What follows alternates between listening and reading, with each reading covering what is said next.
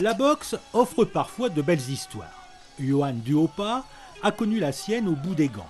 Le Français, que l'on surnomme le Reptile, signe la 33e victoire de sa carrière le jour de ses 35 ans.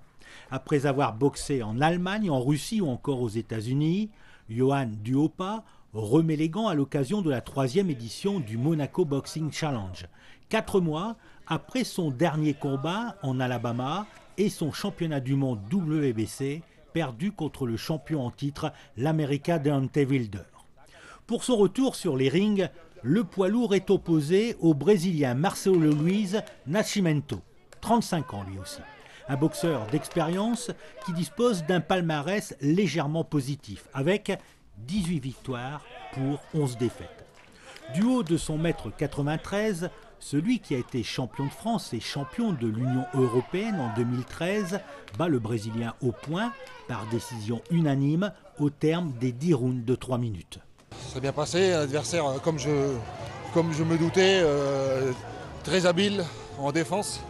Un mec de métier qui a boxé les meilleurs, donc je m'attendais pas à un combat si facile. Je me suis bien débrouillé, j'ai pris mes marques, je l'ai touché quelques fois, il ne s'est pas passé, il n'est pas tombé, mais je ne visais pas ça. Je voulais vraiment faire une belle boxe, plaire au public monégasque. Je pense que le public a été ravi, on a fait 10 rounds, et pour moi c'est le principal. 4 mois, vous n'étiez pas monté sur un ring en compétition. Est-ce que quand vous êtes monté ce soir sur ce ring, il y avait une certaine appréhension? D'appréhension, oui, parce qu'il y en a toujours. Le jour où il n'y aura plus d'appréhension, ça sera dangereux. On montera sans pression. Donc mais en plus, je suis monté à froid, puisque le combat d'avant n'a pas duré très longtemps et ils ont enchaîné les combats. Donc j'ai pas vraiment eu le temps de m'échauffer.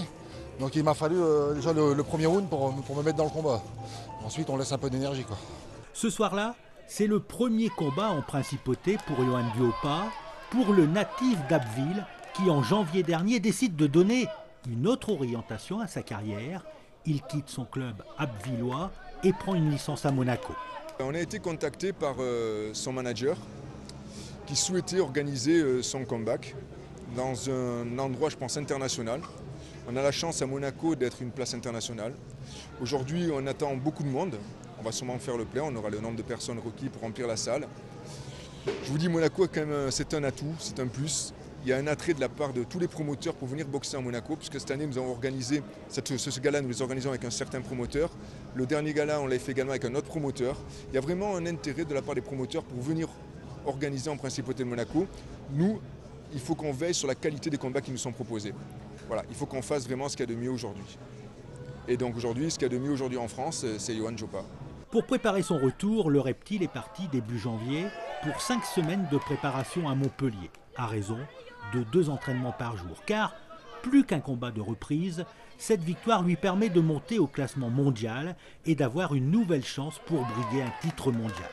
Très important pour les classements. Je pense qu'on va réintégrer le top 15 mondial et viser une autre chance mondiale là. C'était la première étape. La première étape, c'était ce combat-là. Il faut un tremplin et on est bien engagé pour l'instant. À 35 ans, Johan Duhaupas sait qu'il n'a plus de temps à perdre.